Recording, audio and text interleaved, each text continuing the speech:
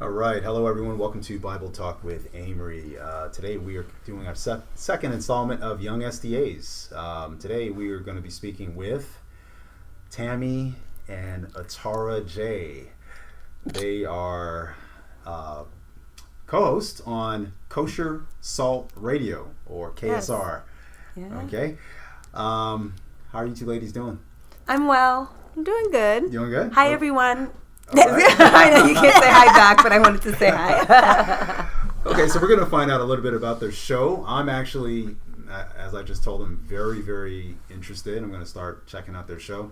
But before we get into the show, how did you guys get started with radio? Okay. This is Tammy. And so initially, and I remember before KSR even started, Eric, who is the president of SALT, and KSR is a ministry part of SALT, Eric had approached me about the radio show, and he's like, I think this would be, something good for you. And I was, at the time, I was like, nah, what? Radio? I just didn't see myself doing it. Mm-hmm. So whatever. And then months go by, and Gerard, who used to be a host on the show, for those who know Gerard, he invited me to come on the show to talk, and I was like, yeah, okay, whatever. So I came, and I really enjoyed it. And it's kind of fun, isn't it? Yeah. So I started coming back more, and then eventually Gerard left to go to Korea, and I somehow just became a host of the show. Because I stalked you. I remember. I went to Mount Sinai one time. Anyway, I went to a church and I saw Tammy. I was like, I haven't seen you in a while, Tammy. And I was like, what are you doing? Come to the show. And then when she came, I was like, so next week the topic is Cool. Force. So okay. I didn't know that first. So did you guys know each other before the radio show? Yeah. Okay. So you guys met before. So you never saw yourself from it. So this is kind of an accident for you then. Yeah, I guess you could say that. Yeah, I just kind of like fell into it. Okay. And what about you, Atarah? Atarah J? Atarah J. Or Atarah. How did you get started with Kosher Salt Radio? Well, to rewind just a little bit, how I got started with Salt is an even interesting story, because I too had just come back from Korea, and I was, Interesting. I was in the parking. I was in Korea as well. 안녕하세요. Yeah, 안녕하세요. 반갑습니다. 네, 반갑습니다. Nice to meet you. For everyone that's listening, nice to meet you. Okay. I had just come back from Korea, and I was, living in New York, and then I came back here to Florida, and I was in the parking lot, and I was driving, and one of the other members of SALT, Service and Love Together, saw me, and I guess was kind of like, hey, what are you doing? And my personality naturally can tend to be very, I guess, different. Just kidding. Outgoing. So I was like, what are you guys doing? They're like, oh, we're passing this thing out for SALT, our ministry. I was like, oh, I don't know what that is, but I'll help you. So that's how that happened. And then I was asked to be a part of the PR team, the public relations. And so being a part of that just kind of put me in a position to, promote and what have you. And then Eric came to me. I guess this was after Tam said, okay.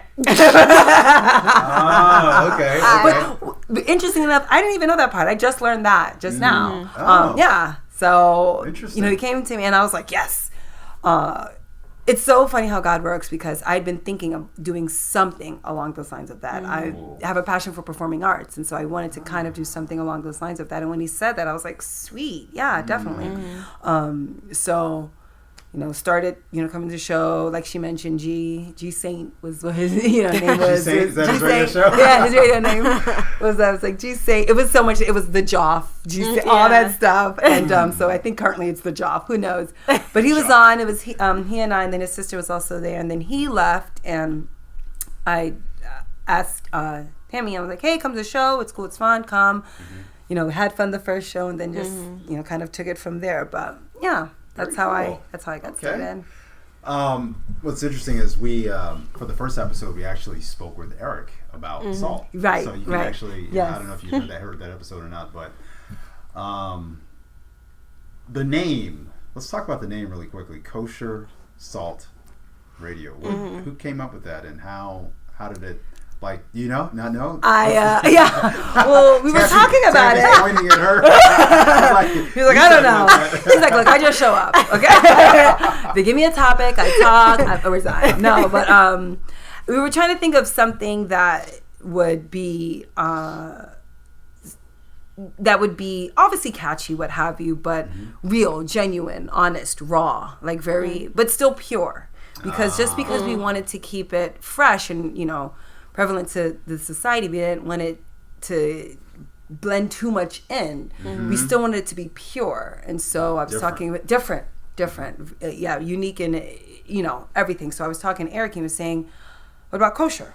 So, you know, me and my let's look up different types of salt, because we still wanted to keep it along the lines of what type of salt and what have you. And he was like, kosher. And I was like, perfect. So thus was born Kosher Salt Radio. KSR. Okay. Perfect.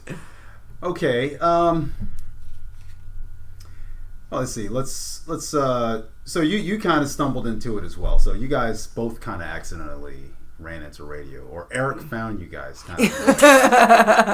Eric is all over the place. He is. That guy. He's a really passionate, hardworking guy, you know. Yes. He doesn't look like the type that complains either. He just kind of, you know. Even I think in his complaining, it's like a praise. And I'm like, what are you doing? Like, what is this right now? Yeah. I'm confused. Yeah, is this bothering you or not? I don't know. Does anything bother No. Yeah, Eric he's a cool guy. He's a great leader. Yeah. So let's, how often is your show on for the listeners? Tell us about your show a little bit. I'm sure people are really curious by now.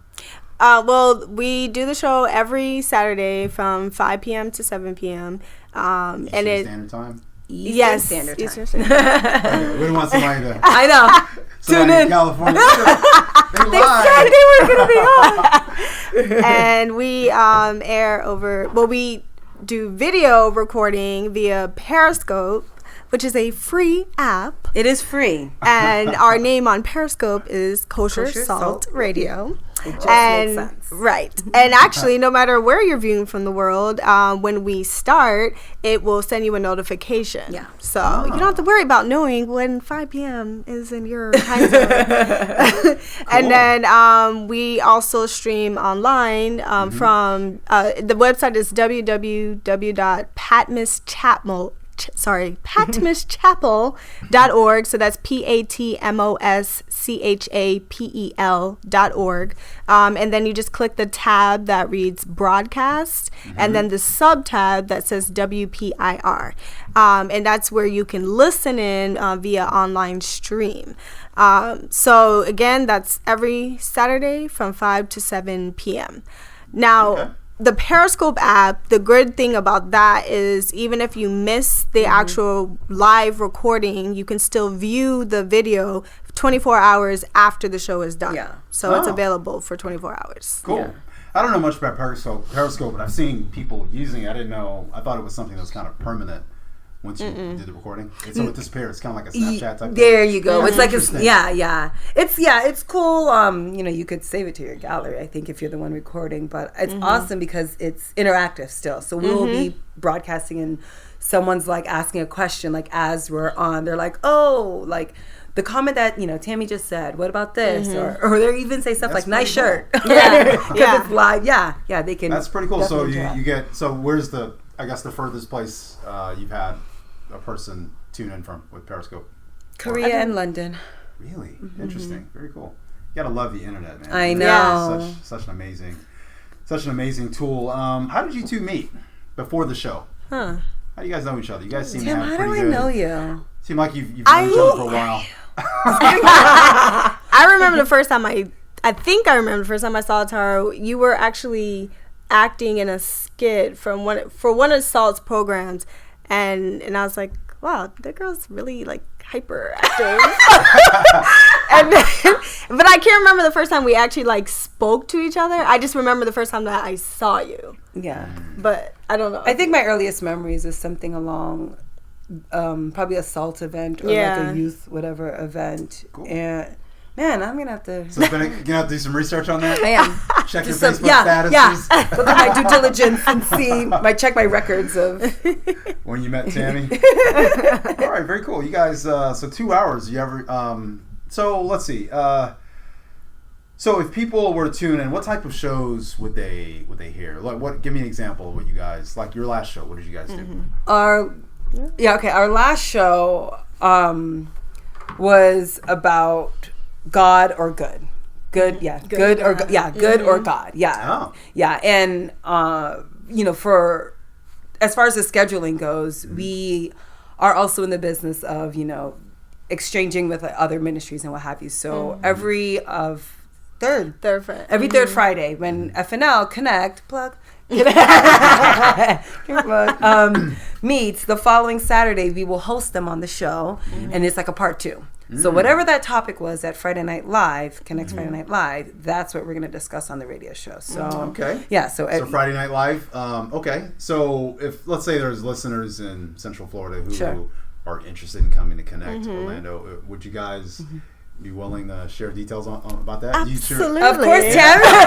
She perks up. She's like, moves the mic to her. Just kidding. So Friday Night Live is every, like Atarah said, every third Friday of the month. It's held at Altamont Springs Seventh-day Adventist Church, which is 455 Maitland Avenue, Altamont Springs, Florida. If that's incorrect, Google it. And then no guarantees. right? I'm going off of memory here. But yeah, it's held at Altamont Springs Seventh-day Adventist Church. The program begins at 8 p.m., but doors open at 7:30 p.m. So I highly at 7. Yes, I recommend being here early because it gets very packed. Yeah, so okay, Friday Night Live's great program. Every third Friday of the month. Cool. Okay. So yeah, let's talk about your last show. What did you guys do for your last show? So for the last show, like I was saying, it was part 2, if you will, of what Friday Night Live had on there. And it was just kind of, piggybacking off of a lot of the topics, but going deeper. So, when it's a setting of someone's either giving the word or, it's spoken word, whatever the setup there is, it's little time for interaction discussion. So we generate some questions, we pull from, and we encourage others, send us questions if you have some questions like that, and we answer those things. Nothing is, too risky, if you will, or nothing is too, is that a good question, whatever, because the reality is, if you're, and kind of what's KSR kind of, is going off of, if you're thinking about it, if you're wondering about it, if it's a question to you, guaranteed it's a question to someone else. Like, that's just what it is, these things, so we had Connect come on the show, kind of talk about those things and go deeper into good or God. Just because something is good doesn't mean it is of God, right?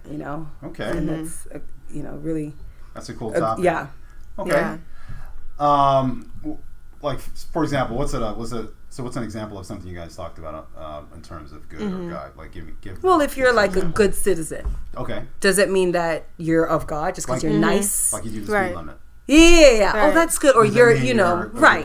Or you're the girl next door, or you help people across the street. Does that give you, quote unquote, entry into heavens because you're nice? Right. You're a good person. Good topic. Yeah. I hear a lot of people say. As a matter of fact, I was listening to a radio show today, and the guy was like, I'm a good person. Right. Blah, blah, blah, blah. Right. And I was like, good person according to who? Who, exactly. According to what standard? Right. We talked on that too. Right. It's really funny how people kind of make up their own standards. Yeah. Right. And then, I'm living up to my own standards. Yeah. So I'm good. I'm good. What do you think about that, Tammy? Sorry? Yeah, what were you good? You look like you had a comment. Oh, no. I didn't know my face was saying that. It was, but yeah, okay. I saw it. My face does that too. People are like, oh, God. As you were saying, I get it all the time.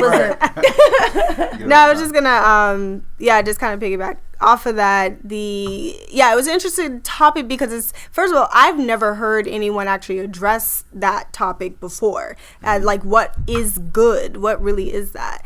And we actually had speaker Emilio Navarro come out. He's a mentor with the Essence program at Forest City SDA. That was a great talk, by the way. I was there. Yeah, he was excellent. I love the way he he deep thinker. Right, and it just really makes you think really what is good. Because we throw that around so easily, like, oh, Princess Diana, she was a good person. Mother Teresa, she's a good person. But Jesus even said not to call him good, and the only person who's good is God. So if he didn't even, want someone to call him good, then who are we to say we're good? So really to get into the root of what it means to be good is to be of God, to be connected through God, that your acts should be facilitated and motivated and ordered by God, not by the world's standards. So that was kind of like the mission of the discussion. Okay. That talk or that sermon, I guess you could call it, really, it really kind of, hit home. I was like, wow, this guy's really bringing it. That's what everyone does that though. Everyone is like, I'm a good person. Right. Very few people will say, I'm a bad person. Right. I'm a really bad person. Yeah. I'm evil. Yeah. Yeah. Says no one ever. If someone says that, like, back away slowly. Yeah, right? And then run. Very, very, so that's a big topic these days. So in the end, what would you tell someone then? What was the ending of your show? What was the advice Yeah.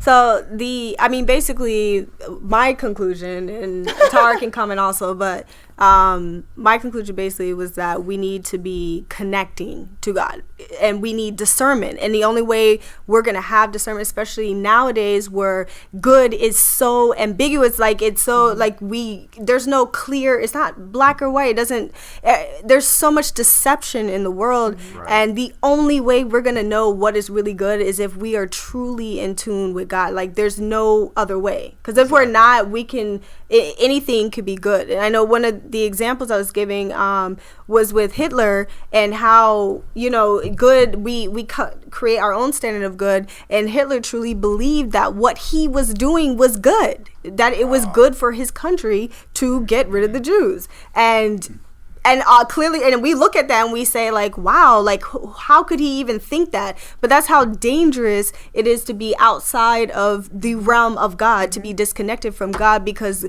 good becomes subjective. It becomes whatever we think it is. Relative, very relative. Yeah. It becomes relative. What was your conclusion for that? Pretty much the same. I mean, on a personal touch for myself, I'm consistently surrounded by individuals who consider themselves quote unquote good. My coworkers know very well that I'm a Christian, and I guess not your typical Christian, with being Seventh-day Adventist and all, and nothing against that, but it's the whole, what are you doing on Saturdays and this and what have you. And so when invited to certain things, I'm like, no, because I'm at church. And if I'm inviting them to things, and then like he mentioned, and their response is, I'm good. Like, I'm not a bad person. And I'm like, no, I didn't say you were bad. I was just inviting you. I think, it's this like... That's interesting, yeah, right? You invite someone to church, it's like... They're like, I pray. Let's go to the doctor's office or something. Right. No, I'm not sick. I'm not sick. I'm sick. Like, Why don't just checking. It's not bad. It's not a trip to the doctor. It's just church. Right. So my personal conclusion was kind of like how Tammy was saying, just having that connection with God. If God can stand next to me when everything I'm doing, he can co-sign it, then I'm living, his lifestyle. And just because I'm nice to someone, it doesn't, because I think we also work off of a point system sometimes, Oh, I fed the homeless, I'm good. Check. Check. Yeah, maybe I can not miss church today, but I don't have to do this other good thing, or I did outreach, I'm good. And we work off of a point system that kind of our actions, our works, but that's not, But God never created a point system. Right, But we made our own. That's really that we can turn from being a good person. Now I'm great. Like it's like, okay, well.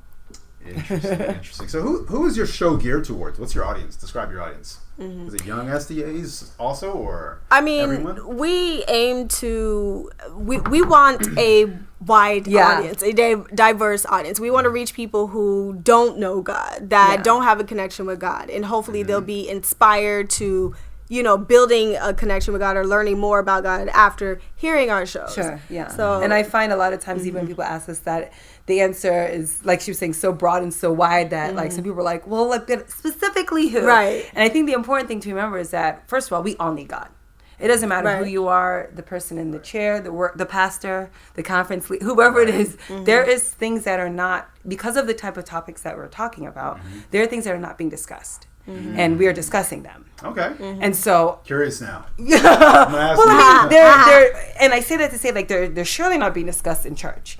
Very rarely in youth groups or in prayer meetings. And when you get a number of 10 or more individuals, or even 7, that's a part of a church group function, it's hard for them to kind of get those questions out. On the other hand, KSR is like, let's talk about that one. That thought that you're thinking right there, and that, you know, while you're sitting in your boyfriend's car at nighttime, let's talk about that. Oh, your friend You just... guys open it up. We're opening it up. Yeah. So we're geared to all that will listen. Keep it real. Yeah, Right. and that's exactly what it is. It's just keeping it raw, genuine, honest, real. That's how it should be. Right, It's a right, good- right, right. Cool. All right. So, what's your most memorable show? You guys said you've been on here for about a year. Like, sounds like a fun show so far. Yeah, the one that stood out for me was probably sexual immorality Uh-oh. that we did. And I felt like it was such a good discussion because it's a topic that is not really, I don't feel like is really discussed in church as much as it should be. And then we had Jason O'Rourke come on, and Jason is very like raw in your face. Yes. He's gonna tell it like it is. And he has a book out called Sexuology. So he's very knowledgeable on the topic. And then even through the discussion, we started talking about sexual trauma and how that affects people and their view of sex, and how sex has become so perverted. Like the devil has really perverted sex and using it as a weapon to separate people from God. So we had like it was a very deep discussion, and people even talked to me afterwards on the show, you know, about how they really enjoyed the topic and how we should do a part 2. And so that was probably the most memorable show for me. Cool. We've got a lot of part 2 requests from some of the shows that we've had. Yeah. Cool. You guys should do them. Yeah. Definitely. Yeah. What about you? What was your most I'm going memorable to show? cheat a little bit and give an answer of moments. And so, but I will tell you my most memorable, because that is what the question was. So Yeah, sure. don't hate me for I mean, this, you but can it switch was it was Tammy's first time on the show that I was there. Don't hate me. Can I? I don't know what you're talking about. So we were talking. Yeah, it was. The topic was I can't, heaven. It was heaven, and we kind of got into like, what are the real requirements to get into heaven? Again, being God or following the Bible, what have you. And we started talking about attire or what have you, and we got into jewelry. And as it does happen sometimes, because we encourage such honesty, we had someone on the show that was really passionate about, you know, their beliefs. And again, encourage, we don't, you know, but in life and radio, what have you, the other person may not agree. So what I enjoyed about it was that it was honest and it was true. And someone came to tears, but it was true though. It was, it that's what they believed, and that's what the other one believed, and it was honest. And it kind of had me thinking, you know, stuff like this, because it's not getting talked about, people are like sometimes just thinking one way, Right. because it's what all they've known. So they're just thinking this and they're just keeping going. They're not talking on, not even bearing in mind how it's making someone else. It's not being corrected. Yeah, and I don't want to say feel, because, you know, feelings change, or being mindful of how we are to others. And so when there's moments like that on the show, I appreciate it. When when the whole round table is agreeing, it's kind of like, okay. Preaching to the choir. Right. Yeah, we're like, okay, we get it. Yeah, but let's be honest. Like Christian rap was another topic that we had on there. Yeah, that's a heavy one. It is, and heavy it stirred a type of controversy, dare I say, that I wasn't even, you know, as though we weren't even aware about, because we were, honestly speaking, we have people on, and we always preface the show by saying, hey, anything on the show, if it is your opinion, say so, and if it's Bible, but, you know, pull from there, and if you get, please don't get offended from it. Understand, I'm human. So again, it's moments like that when we can just be like, look, I don't agree with it, or hey, I think it's fine. Yeah. You know, and someone can honestly say that. We spoke about homosexuality. We've spoken about another hot topic. woman ordinance. Like, how to effectively evangelize. Are we even called to do these things? How to pick your friends. And, and so someone has their, again, opinion or this, that, and it's like, well, I don't think so. Or I don't think God called me to do that. I don't think, or, Christian rap is fine. Or if if my friend feels like gay or what, I'm not supposed to be, you know what I'm saying? Or I can wear earrings if I want, or, women should lead. And those moments is what I enjoy about the show. Yeah, you guys are pushing the limits there with someone a lot of hot topics there. Okay. Let's change gears a little bit. We're gonna, for young SDAs, for this second episode. The first episode we spoke about struggles and solutions. Eric, the leader of SALT,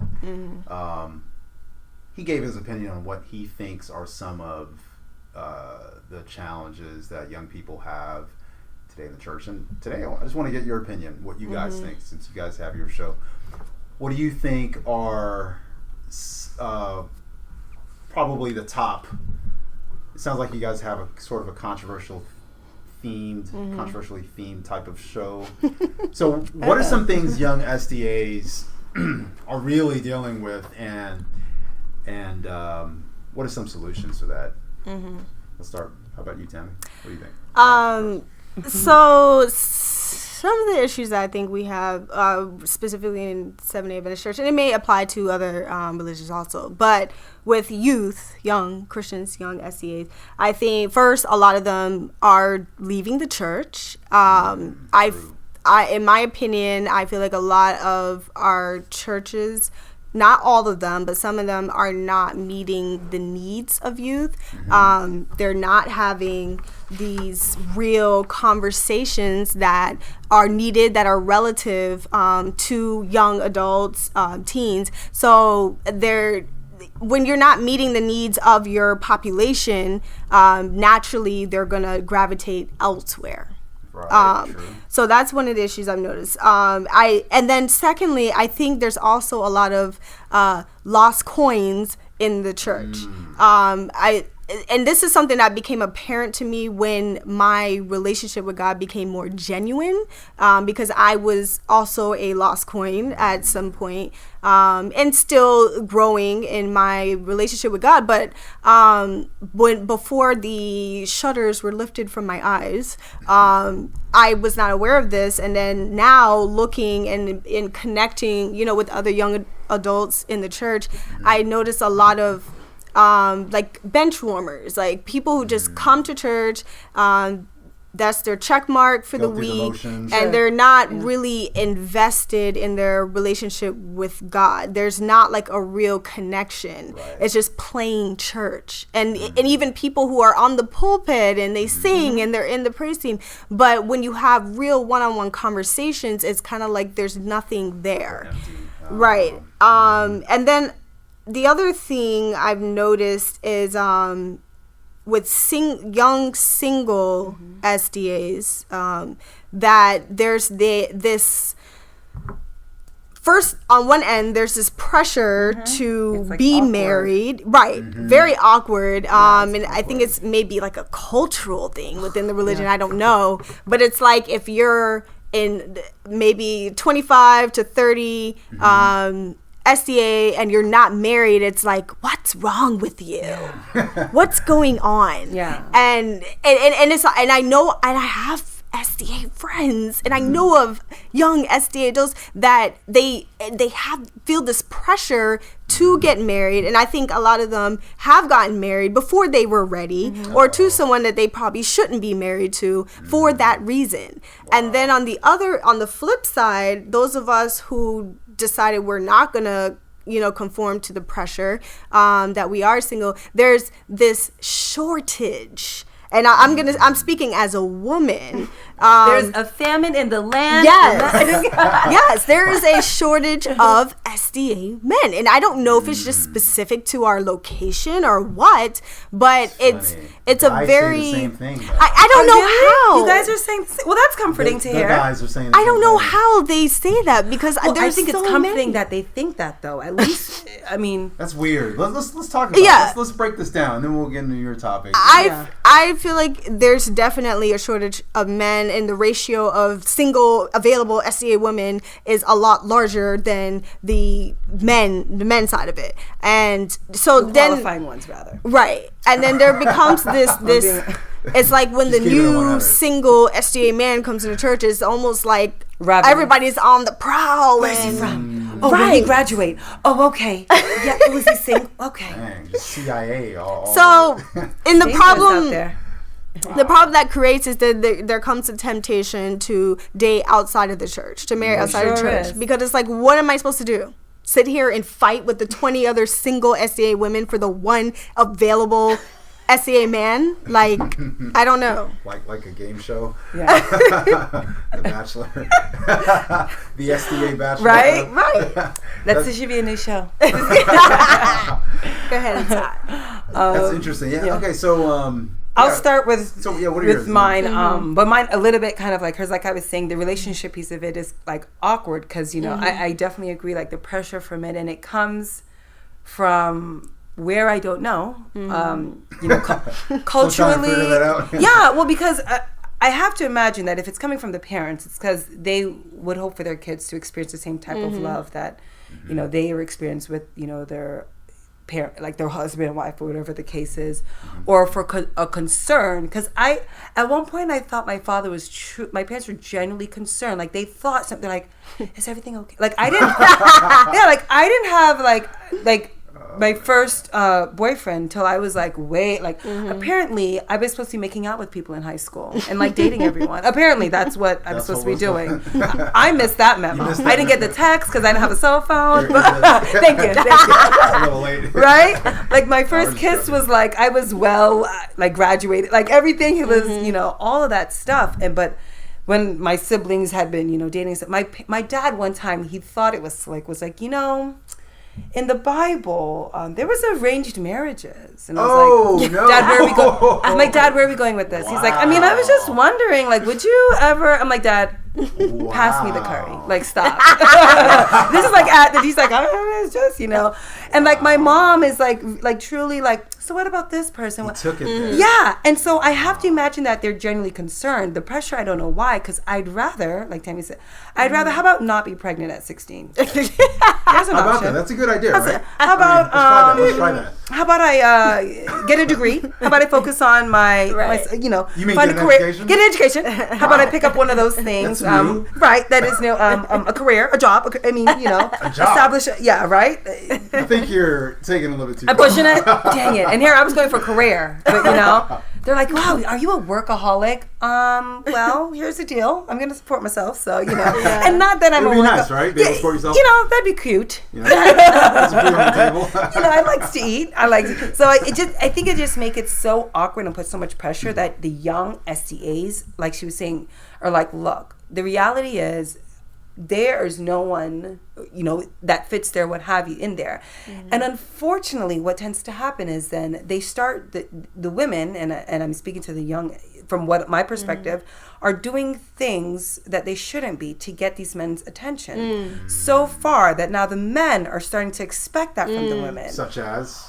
How you dress. Push it to the edge, sure. Sure. How they dress. Okay. How they talk to them. The things that they do. The things they're willing to do just to simply get these men's attention. Young, mid, older, whatever the case is. The more you talk, it sounds like a dating show. It sounds like the Bachelor. Yeah. It's literally like you're competing. Everyone's trying to up the ante. Yeah. I've seen groups of girls before, like say the silly, like do the silliest thing, in hopes to get the guy's attention. So what starts happening is now these men are expecting this. Like, well, look, these two chicks are like, let's see who'll go further. Keep it coming. Wow. And whatever it is. And then those who aren't doing those things, they're not getting looked at. Or now they too have to do something. To catch up, and because of the pressure that is happening, like, what, you're single? I've been accused of being a lesbian before. Wow, accused. Yeah. Accused. These accusations. Stone in hand. Right. Hey, thank you. It was like someone was like, well, I thought you were, because I've never seen you with a guy before. And I was like, so you've had 30, and that makes me the best. Like, but do you see what I mean? Like, I see what you mean. It makes relationships awkward. So I think that's something that that young SDA, it's a struggle there. Not only that, the second thing is self-acceptance. I think young SDAs have a hard time accepting the fact, speaking specifically, that we're SDA. We're Seventh-day Adventists. Accept yourself. Love yourself. Being special. Being peculiar. Be okay with that. Almost proud. Right. I'm Seventh-day Adventist. Oh, Yeah. I noticed that you don't, whatever the case is. Yes, because I'm Seventh-day Adventist. Right. Not in a, well, because you're a sinner. And not that. holier than thou way. Right, yeah. Not, just, my parents don't, it's Friday. I'm just going to go home. No, honey, why aren't you doing it? This acceptance. Up with Yeah. And I think it's, again, because somehow the church has not made it cool to be SDA. I don't want to blame the church, but you see what I'm saying? It's I know what you mean. Yeah. something about, there's so many don'ts, and it's unfortunate. Whereas I've now learned to bask in the fact that I'm Seventh-day Adventist. I was telling someone, I was like, oh no, I'm off on Saturday. I get to rest. And they're like, oh, I wish. I'm like, one of the perks of being Seventh-day Adventist. Did you really? Yeah, I legit said that. They were like, oh, like what? I'm like, yeah, like I get to rest today. Like God said, like I have to. I'm like, Nice. That's a nice little segue into the whole conversation. yeah, like yeah. I was like, I have to. You know what I'm thinking? I'm thinking I think other denominations sometimes may have the same issue with identity and accepting self. The whole non-denominational kind of thing came out of that. Yes, yes. You notice, but it's kind of like it's still on Sunday. It's still very, very similar to other churches. But it's like, I don't want to get involved with that. I'm non-denominational. Right, I'm just a Christian. You know what I mean? I love Jesus. Yeah. I think they're good. also trying to escape that. You know what I mean? I'm good. I'm yeah. good. I'm good. Yeah. I'm good. I'm a good person. Right. Yeah. And then politics was my last one, but which was a piece of kind of like no. I mean that the Ellen G. White's rules, and it's like what, you're pregnant before, banish them, or like I noticed you're wearing a pants, and it's like communication. there's and a lot of that is like, let's just say like, so I can't come in if I'm wearing pants. Like I just was trying to get saved. Like, like I just you want to be saved? Oh yeah. Ooh, it's gonna be a difficult. Yeah, like what? Pants the rules making it hard. Yeah. I noticed that tattoo is gonna make it. Those earrings. Ooh. Yeah. So those type of things that I struggle. with them. That's a good point. What do you say to that? About what she just said? Yeah. Perks and everything. I feel like there's this preoccupation with things that are not as relevant and important. Like like a lot of SCAs are so focused on being vegetarian and I remember one time that I was at some Vespers program or whatever, AY program, I don't know, and they were having like this discussion, and the topic was jewelry and church, and I'm sitting there and I'm thinking to myself, out of all the things that are happening right now, and mind you, half of your youth is gone. Yeah, we want to have a discussion about jewelry and the church. I can think of a lot more relevant things we should be having a discussion about. So it's just like this preoccupation with things that are just so, and it's discussions that never go anywhere. They always go in a circle, and everyone always leaves with the same opinion they came in with. Right. It never goes anywhere. Like a strengthened opinion. What you just talked about, I remember hearing the sermon with this pastor was talking about people who major in minors. Yes. Yes. Have you heard that? I know, it's pretty clever. Major in minors, but what about those earrings, though? Right. Right. Do something about that. Yeah. Just make a big deal out of little things.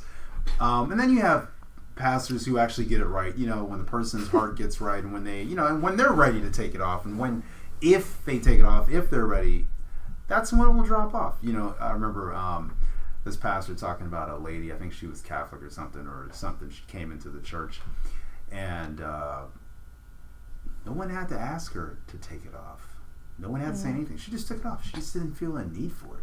That's what he said. That's what she told him. And to each their own. Sure. That's how she felt. Right. So other people may not feel the same way. So it just, but. I legit sat in church before, and I took a friend to church with me, a co-worker, and this lady turned around, and she must not have recognized me from going there. But she's like, oh, how'd you guys like welcome thing? And I was like, cool. And I'm, trying to turn the focus more on my, like, how did you? She's like, good.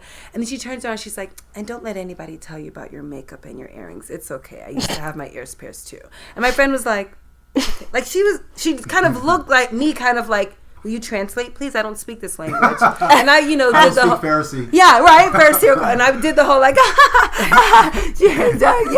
yeah. I'm like, stop, no. And she's like, what was that lady talk? Like she's like, what does she mean? I was like, how embarrassing that I felt a little embarrassed. I had to explain. Like that had nothing to do with anything. Like nothing to do. No one told us about our makeup and that. Whatever, and your earrings, like it's kind of underhanded the way she did it, right? Yeah. I mean, and I was gonna say this and then say it anyway. Yeah. And I made me wonder. I don't think she's a bad. I don't know where it came from. I don't know if she was trying to protect us, because she then followed it, said, sometimes I wear my earrings. It's okay. And I'm like, what does this have to do with anything right now? So again, I just think that sometimes people are looking at the who knows. The speck in your eye. Right. Yeah, you're right. Jesus broke it down. He's like, hey, if you got a speck in your eye, don't go pouring planks out of people's eyes. Right. Okay, so you had some. I wanted to talk a little bit more about what you were talking about. You kind of hit on some stuff with relationships and dating, and I kind of wanted to talk about that, and then we'll wrap it up here. We talked about this whole concept of Atarah J was mentioning how the kind of the competitiveness, the factor of competing. When you look at it mathematically, man, it just doesn't really look good. Like, the numbers will tell you there's going to be some sort of conflict, right? There's going to be some sort of competition. 20 women, one man. I mean, how should that situation ideally play out? I mean. It's kind of the women are at a disadvantage. Yeah. I mean, even just in the world in general, there are more women than men. I was thinking about that the other day. How does that make you feel as a woman, first of all? I don't know. Are either of you married? No. Okay. My parents could only wish. Just kidding. They're still praying. Everyone should be praying. But how does that make you? How does it make you feel as a woman, knowing that you got to compete against all these other women? And I don't feel like I'm in competition, honestly. I mean, at this point, it's just like I'm doing me. I'm focused on my career and building myself, and I date. And if the right, I remember I went to this church program, and the topic was about relationships or something. And there was a woman, she was speaking, and she was, gave her a little speech, and then she asked for questions and or comments or whatever. So I made the comment about, the concern about the lack of men in the church and what should we do as young single women. And she was saying, you know what, whoever God has for you, it's for you. Nobody's gonna take that. So whenever Got him. Right, it's like whoever he has planned for you to be with, as long as you stay connected to him, you stay in his will, you do what you need to be doing with your relationship with him, you will meet that person, and it will happen. So it was so comforting to hear that, because I didn't really think of it like that. And I did see it as, I'm in competition and I have to be the best. But no, it's whatever is supposed to be, it's going to be. And nobody is going to take what's for me. So that's the way I look at it. Okay, cool. What about you? Agreed. But something Tammy, said kind of struck me, because I think a lot of times when women say, I'm just focusing on my career right now, focus on me, I'm just going to do me, it's like a bad thing. They're like, again, the workaholic, and, there's no time for that. And to that I say, the only thing that's consistent in this world is God. It's Christ. It's our Heavenly Father. He will never leave us. And so when I decided that I wanted to give this dating thing a chance, because I will admit this, my sister, my family make fun of me. They're like, you treat men like you've been burned by them. And I'm like, and I used to like not crack a smile to them, or if someone was trying to like, hey, you're pretty, I'm like, okay, like, can I help you? Because I know what you're trying to do. I was acting very like harsh, and they're like, you act like you've been hurt by men, and I had to do some self-reflection and think like, because I've seen men hurt my family, I've seen them hurt my friends, I've seen this game before where you walk up to a girl, you open the door, I was like jaded for no reason, you know. And so when I decided that I was like, okay, let me, you know, be nice or whatever the case is, and nothing against men, I love my father and I have a brother, you know. I think I'm cool, just those two men. Yeah, right. My dad and brother, the only ones. No, I'm kidding. I realized that if I wasn't firm, concrete, strong, structured with God, that this was not going to go anywhere. I would legit tell guys, like, once I noticed that it was whatever, and I was like, the only thing is I am currently dating right now, and you might get a chance to meet him. They're like, wait, I thought you said you were single. I'm like, well, I'm dating Jesus. And they were like, what? And I'm like, yeah, like, he is in this, like, so if you want to join, we're cool with that. He's okay, but you got to get along with him too. Like, I would legit have to break it down like that. So for me anyway, that's kind of what my first kind of thing would be. And the whole focus on the career thing, I think that's just wise for men and women. Yeah. I wouldn't want to get into a situation with a guy that's just flighty. Like, he's not focused on himself, doesn't know what he wants to do, nor do I think a guy should have to keep on picking the woman, you know, unless it says somewhere in the Bible, but I haven't seen that. So as far as the shortage is concerned, my personal experience is I'm comforted in it. I'm okay because I know what my resume says. Yes. I know what my track record is. I have not been with, you know, Tom, Dick, and Harry out there, everyone. So when God presents that man, I can honestly say to him, you are the only one. I did not fight. I did not do anything to get this guy's, whatever the case is. And, you know, even if dating a lot of men, whatever the case is, I'm different than these girls. So I'm comforted by that. You know, so, yeah. You made a comment. I was watching, I subscribe to a bunch of channels on YouTube, and I was watching the Young Turks. They had a segment on a woman, an African-American woman, who she had just gotten married, and she issued a certificate of, I want to say the word purity to her father. Because her father, when she was 13, she made a covenant, promise. A promise. And she kept her promise. Nice. And good for her. Apparently, it was like it was kind of funny. They were poking fun of it a little bit, but they respected her in the end. Yeah. They're kind of a progressive type, political type group, and she actually, I don't know, this might be a little bit too, but graphic, but she went to the doctor and got checked, and like, I don't know. It's kind of like how you take a car to a mechanic, and you're like, to ensure that, like, check this car, make sure it's okay, make sure, you know. So she checked. She went to the doctor. You know, he made sure things were in place, intact. Right. Okay. Right. Her hymen.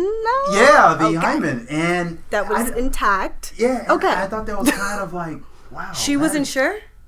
No. She was sure. Right. She wanted to prove to the... She wanted to show her dad and her husband to be. Okay. I just thought that was interesting. Yeah. And, obviously she was obviously Christian, but, you know, what are your comments on that? I mean, just real quick before we wrap up, what do you guys think about that? The face. I don't really have any.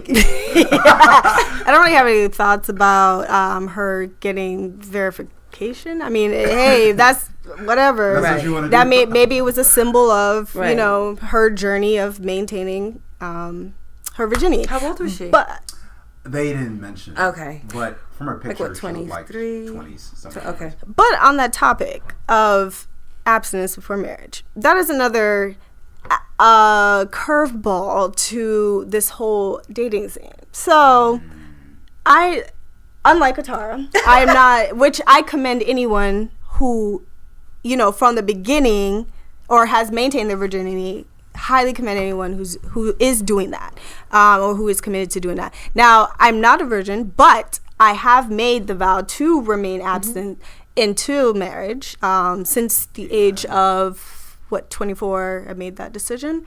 So anyway, that has also been a huge challenge for me at dating. And you would think that only men in the world would have an issue with that. But no. Men in the church also have an issue with that. Make it plain. Just keeping it real.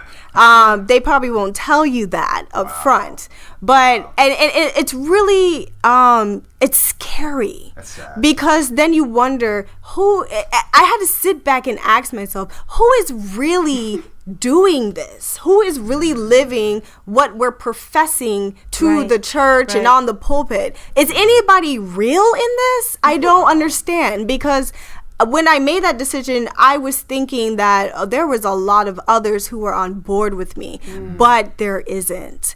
I am a minority. Yeah. Atarah is a minority. and then it becomes, it's already, the odds are already against us. Right. There's already a whole bunch of single women, whatever, that you have to quote unquote compete with. And then now on top of it, you cannot have sex with me until we are married. Right. And I have to tell you that and hope that you will still choose me above the 50 plus women in the church who will give it to you. Wow. Freely. Freely. Wow. Freely. You just modified it there. That's sad. It really is sad that you would have to explain that to a Christian guy. That's almost like telling him you don't eat pork. Well, I don't eat. You're like, I don't eat shrimp. So, are you eating shrimp? That is pretty sad. That's a huge challenge. Yeah. Wow. I don't even know where to go with that. Any comments on that, Atarah? Well, as far as she pretty much said, explained it, but kudos to her. Perhaps it was a thing that she said she would do when she got married, and dad, just, whatever the case is. Yeah, but absolutely right.